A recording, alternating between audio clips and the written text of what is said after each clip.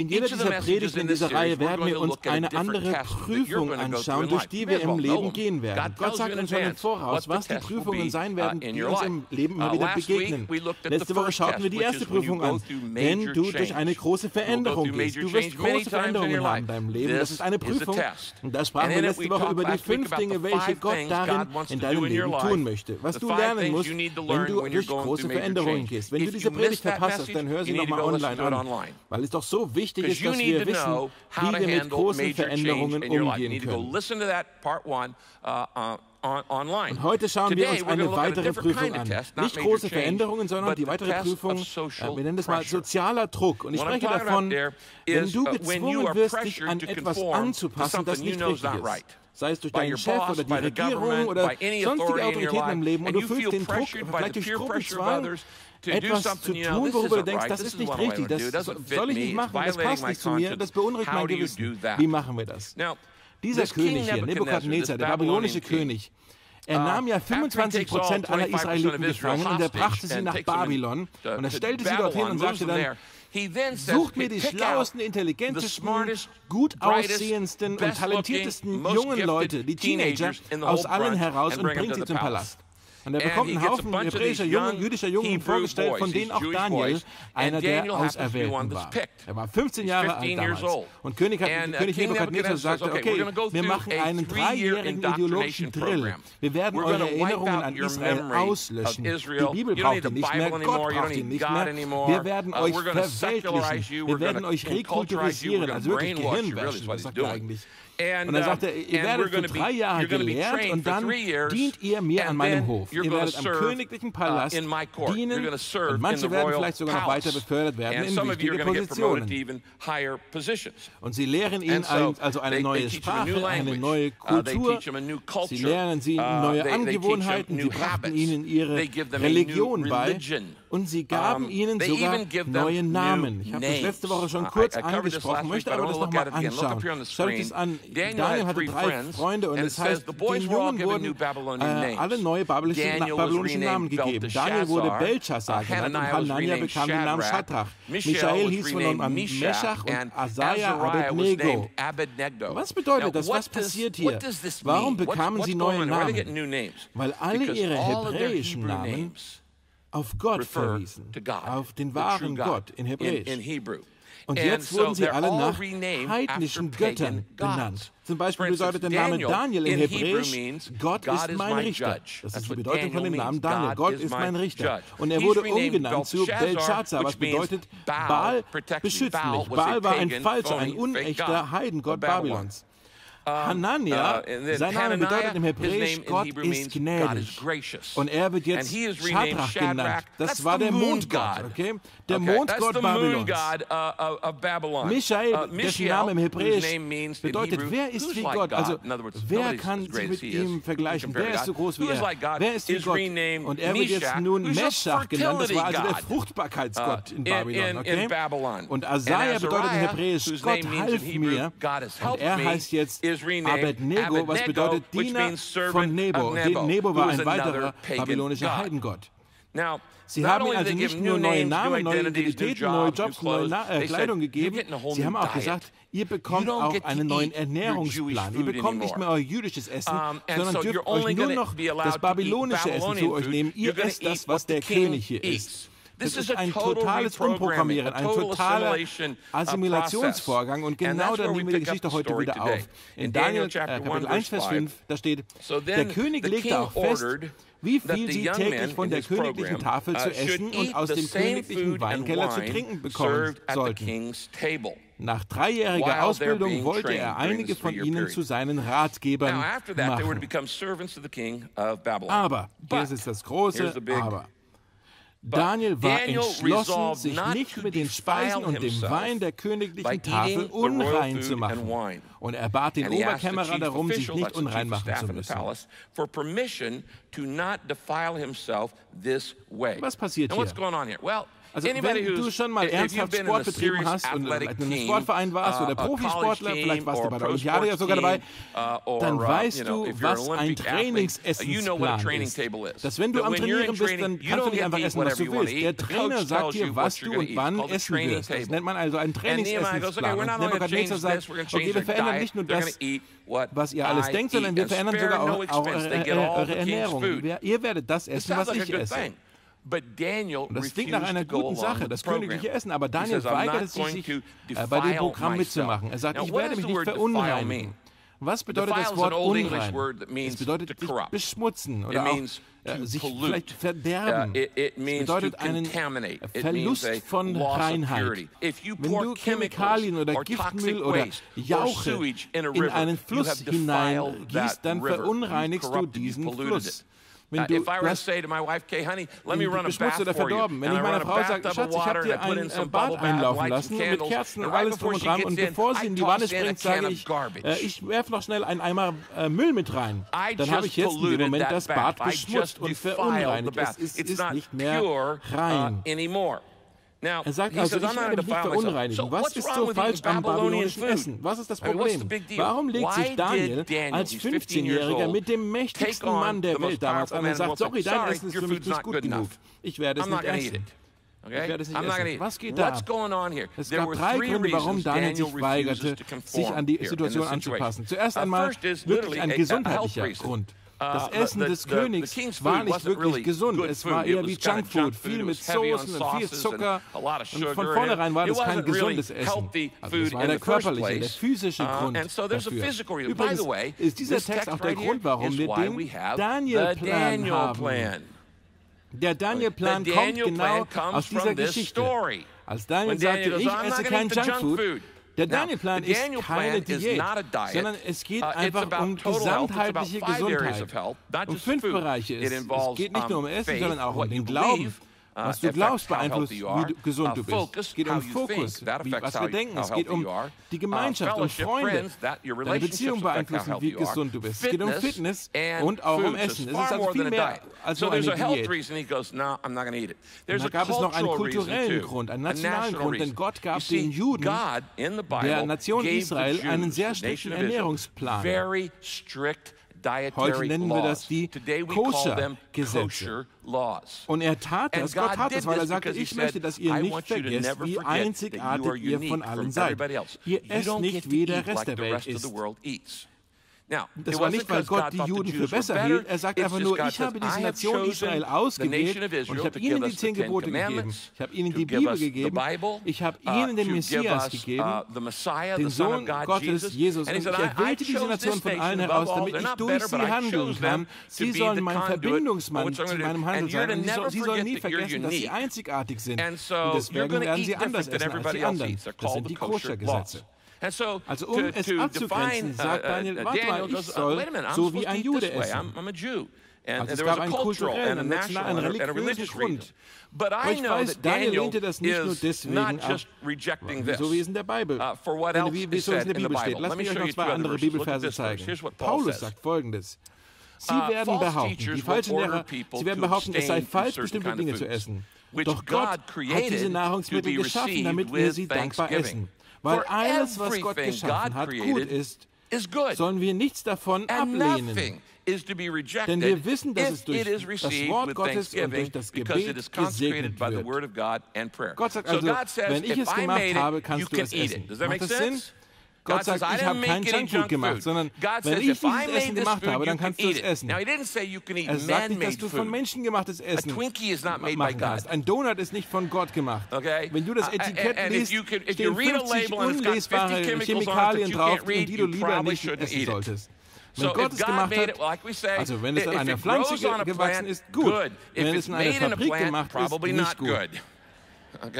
Und Gott sagt, alles, was ich gemacht habe, ist okay. Es gibt also kein Tabu, Fleisch oder irgendwie sowas. Gott sagt, es ist alles gut.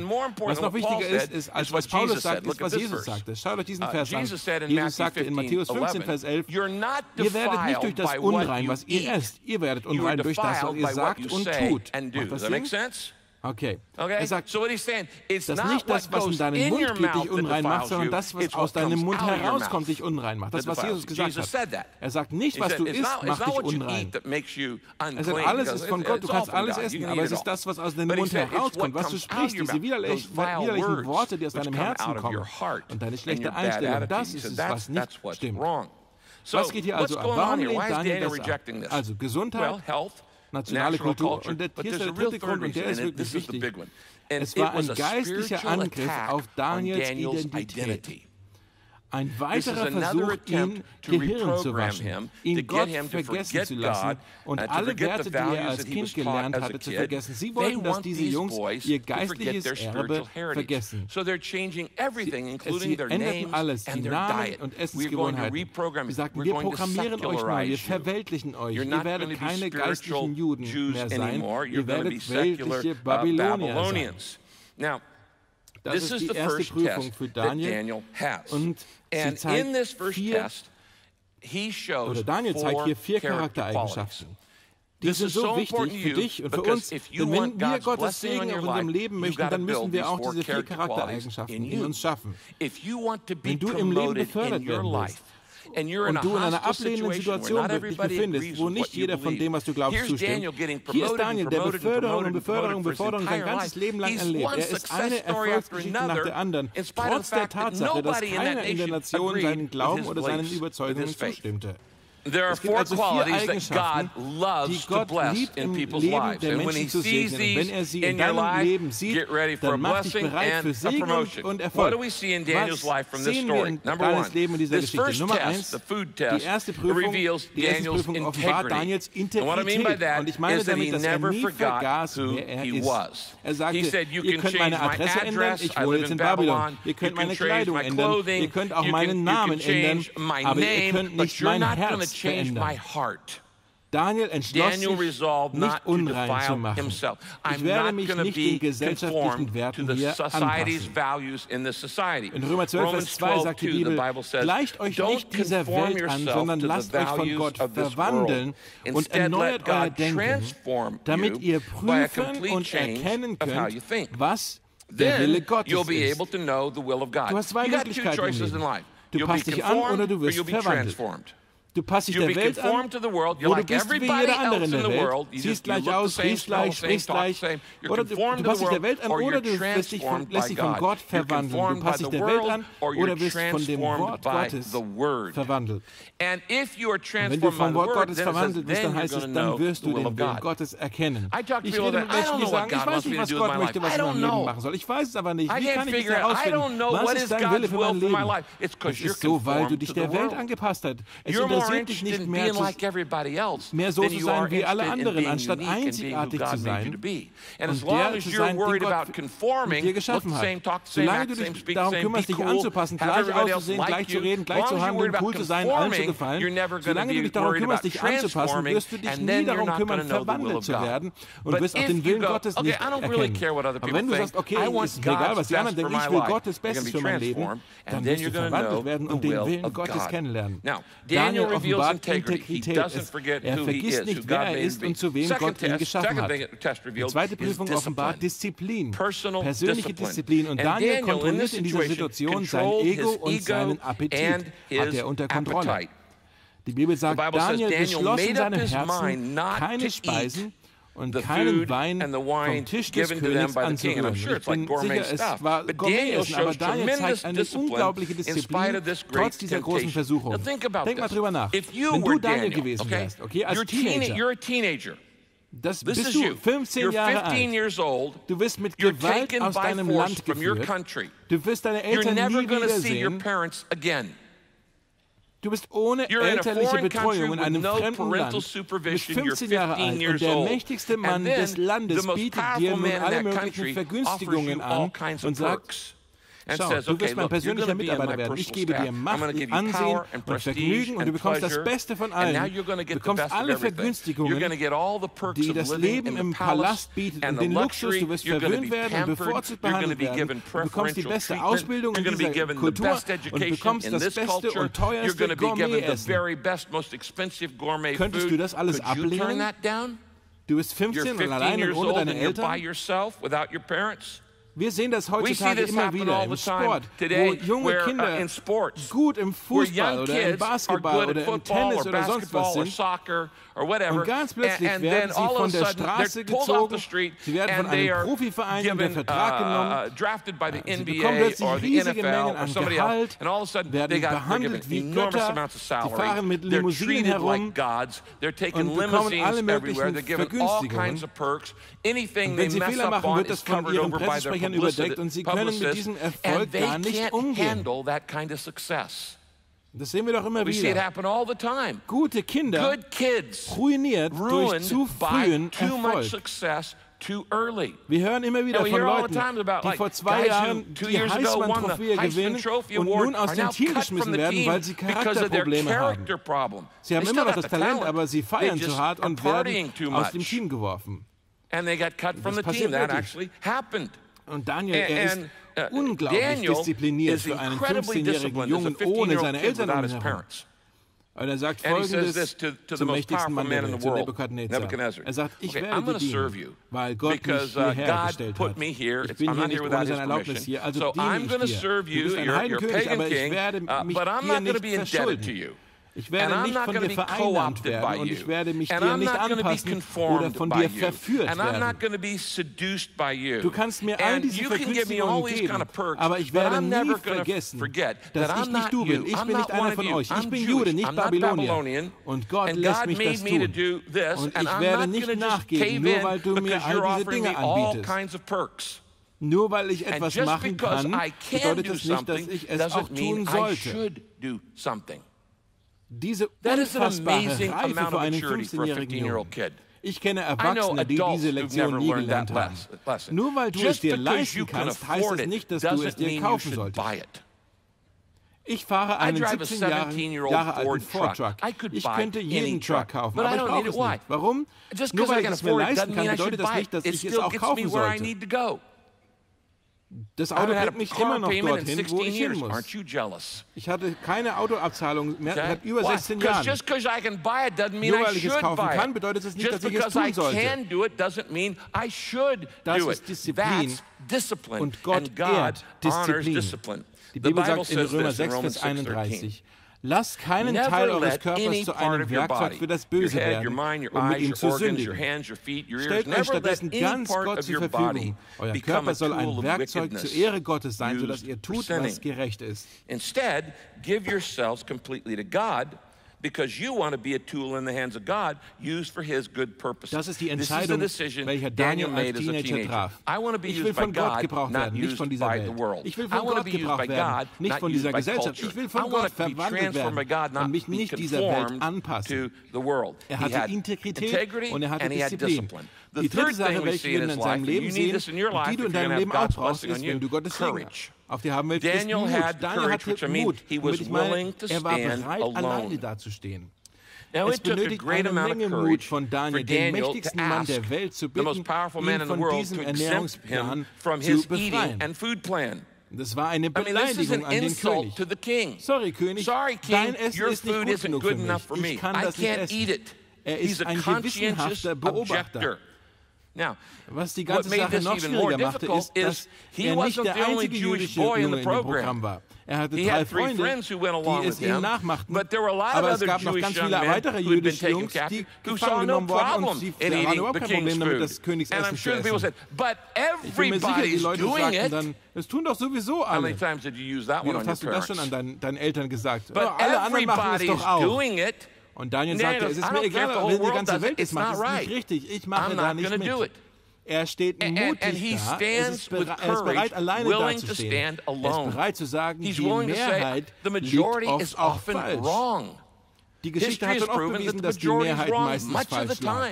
Nur weil die Mehrheit einen ganz bestimmten Wert mag oder ein bestimmtes Gesetz erlässt, bedeutet das nicht, dass der Wert oder das Gesetz auch richtig ist. Was richtig ist, ist immer und wird auch immer richtig sein. Egal wie viele Menschen behaupten, etwas falsch ist richtig, es macht es nicht auf einmal wieder richtig. Nur Gott entscheidet, was wahr ist, nicht wir. Wir sagen nicht, oh, das ist wahr und das nicht. Nein, das kann nur Gott entscheiden. Und das ist kein Mehrheitsbeschluss. Und Daniel sagt, es ist mir egal, ob es alle tun, ich tue es nicht. Diese Art von Mut ist die Art von Sache, die Gott gerne segnet. In 2. Mose 23, Vers 2 heißt es, schließt euch nicht der Mehrheit an, wenn sie Böses plant. Oh Mann, wie oft waren wir da schon versucht? Vertretet nicht euer Zeugnis, weil ihr euch von der Meinung der Mehrheit beirren lasst. Wie oft standest du vielleicht im Büro, im Pausenraum oder in der Schule oder auf der Arbeit und jemand beginnt über einen Wert zu reden und du weißt, es ist eigentlich falsch, aber du sagst kein Wort, weil du von der Laune der Mehrheit dich manipuliert fühlst und dein Zeugnis wird stillgelegt, weil du keinen Mut hast, den Mund aufzumachen. Aber Daniel tat es. Und er wurde dafür immer wieder befördert, weil Gott sich Menschen ansieht, die Mut haben und sagt, der ist gut, sie ist gut, den befördern wir. Folge nie der Masse, sei nicht von dem Zeugnis der Mehrheit beeinflusst. In 1. Korinther 16, Vers 13 steht fest im Glauben. Seid mutig, seid stark.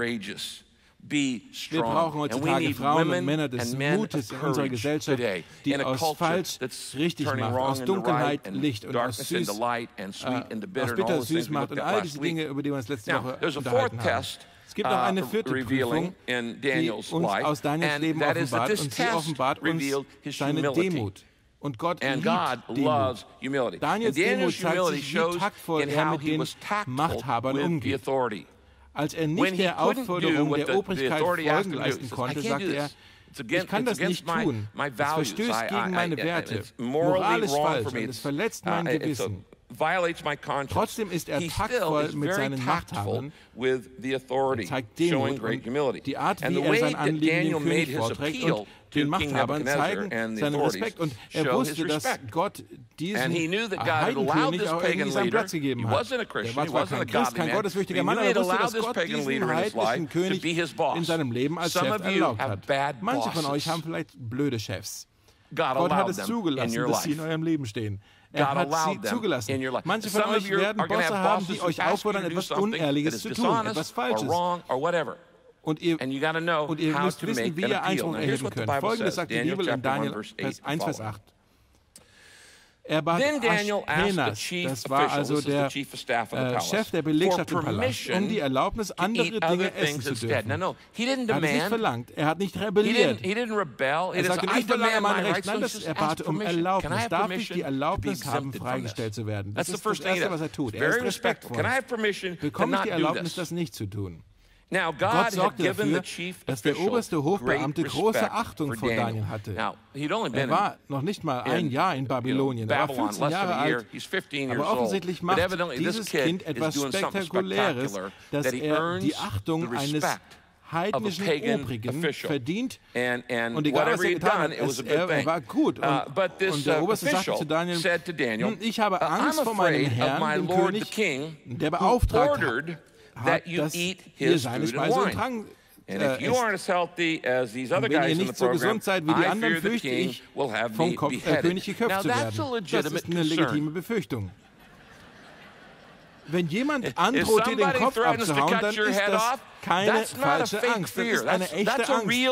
Und der Typ hier sagte, der Oberste hier sagte, hey Mann, mir ist es gleich, was du isst. Mir ist egal, was du isst.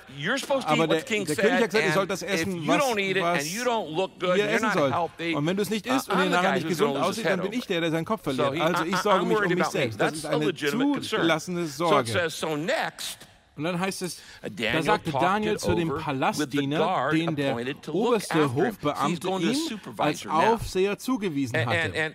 Also ging nun zum Aufseher. Und fällt dir auf, er sagte, er macht keine Förderung, er ist nicht streitlustig, er redet einfach mit ihm. Ein Gespräch, keine Forderung. Er redete zu dem Palastdiener, den Daniel und seinen Freunden als Aufseher zugewiesen wurde, und Daniel machte ihm einen Vorschlag. Seht ihr, wie demütig er ist?